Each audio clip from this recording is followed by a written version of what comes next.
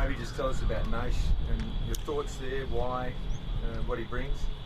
Oh, look, we've got obviously some concerns with some longer term injuries as well as the immediate situation we're in as well. So yeah, there's still some positions available for SSP. So we need to fill some needs at the moment. So he fits into that. And so it's a midfield replacement, winger, that sort of thing. What have you? Yeah. Well, we've it's unprecedented really what we're going through. So we're probably missing 10 of our starting 18. So we could feel sorry for ourselves or get on with it. So we want to get on with it, and that might mean we get some external help in the short term. And guys, SSP needs to be lodged. I think it's next week, some stage. So we just want to cover everything in case we need to call upon another couple of players. Do you look at him now, or does that mean he's got a spot? Yeah, I'd like to have a look at him. Yeah, so I think he arrived this morning. So he could be playing on the weekend. That's not a joke either. So we'll work through what that looks like with our numbers. He's been training at St Kilda for the last 2 or 3 weeks, so I think he's fit and ready to go, and we'll see what he brings. What does he bring in terms of what have they said, the recruiters, in terms of what sort of player is he? Well, exposure in the AFL system at Richmond's one thing. I think he's got high-end endurance and speed. He's got pretty good skill. So, the mature age probably look at the moment is what we probably need. So we'll look at what he brings in the next week or so. Matt Dixon's official. What made you so keen to lock him away first of the SPP? Yeah, well, he probably needs basis really. Like he'll play this week, and he could play round 1. So it's just unfortunate the position we're in, and fortunate for Hugh that he's got another opportunity. He can't wait to get into it, and I think he's probably our best player on the weekend. So in terms of an audition, kicked a couple of goals, played ruck a little bit, so he's got a bit of backup nature for us in that sense. And with Oscar Allen being unavailable for the first 4 or 5 weeks, and Jack's situation, we just need some height down in the front half. Adam, in this day and age where you spend all summer having meetings about strategy and game plan and all that, how big is the challenge for someone like Nash who's got 2 weeks to try and get on the list and then fight for round one spot? Yeah, it's a challenge for all of us. What we're trying to do and achieve through adversities is going to test us. So obviously he's got to work through that, but we're all working through a challenging time. So sticking fat, staying together, stay united, try and put our best foot forward and play a good brand. That's our goal. And whether you've been here for 300 games like Shannon Hearn or literally 5 minutes like Nashi, we'll work through it. Have you had any communication, Adam, from Jack Darling since we last spoke in this forum? No, not really. No, I haven't got too much to update. I know there'll be decisions made in the coming days and weeks, but I can't give you any update at the moment. So you're just planning to not have him? You're planning the forward line structure will be without Jack, that's Dixon or whoever it is? Well, I've got no choice, yeah. So like I said from the beginning, my hands are tied personally, and from a football point of view, we need to focus for round 1. So round 1 probably doesn't have Jack in it, so we've got to work through what it looks like, and that's what we've been doing for several weeks. Is Dixon the man then, or do you keep going with Barras experiment, or is there any another? Yeah, we wanted to give Barras a go forward, but we lost Harry to close contact, which is unfortunate. So we'd be a bit light on if we put Tom forward. So, but that's not to rule out. We still might look at it. He got a very small sample size last week, but we have 35 inside 50s, and so not a lot of good supply for him. So a bit hard to tell where he's at. So we probably will look at both, but it's a challenge with personnel at the moment. As far as the decision on Jack Darling's future, so the board indicated it's sort of a football management issue, a list management issue. Last time you spoke, you sort of said it was above your head. Are you underselling your role in his future? I've got absolutely nothing to do with his future.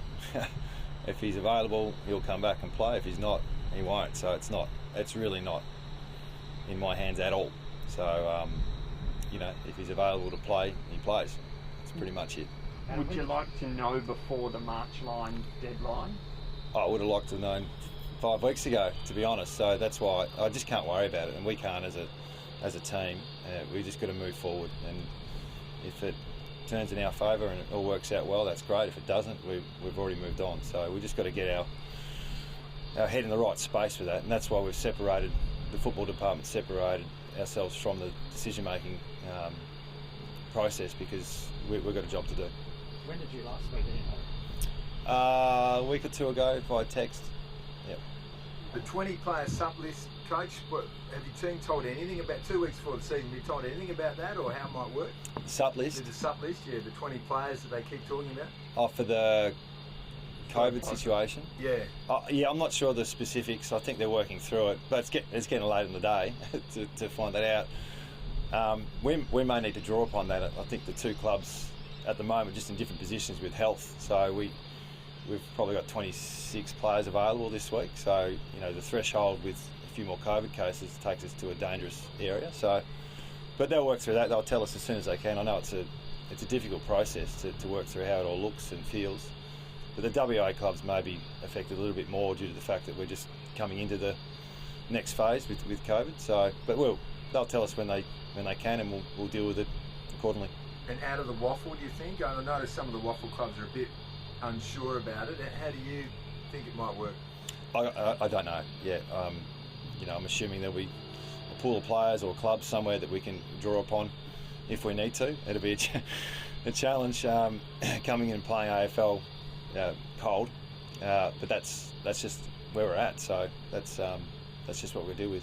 How many of your waffle players do you think you could draw on? Oh, well, all of them, I suppose, if they're one of the clubs that are affiliated with us. So to be honest, I have not really gone into that. We need to look at what we're doing this week and for round one, and the AFL will tell us in the next, I'd say in the next few days, we'll get some clarity, and as soon as we get that, we'll share it with you guys.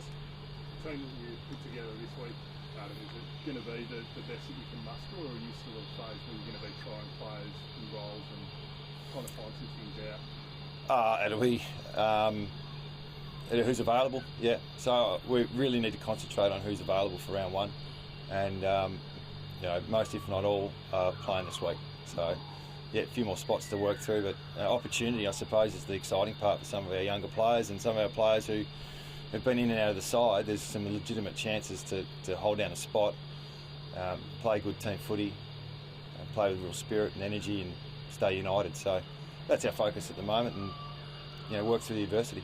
Does Samo come in and play a midfield role for you? He'll come in this week. He might play a bit of both. Yep. So haven't seen him play for us yet. So we'll see what we've got there, and we'll give him every opportunity in both areas. Where's Sharia?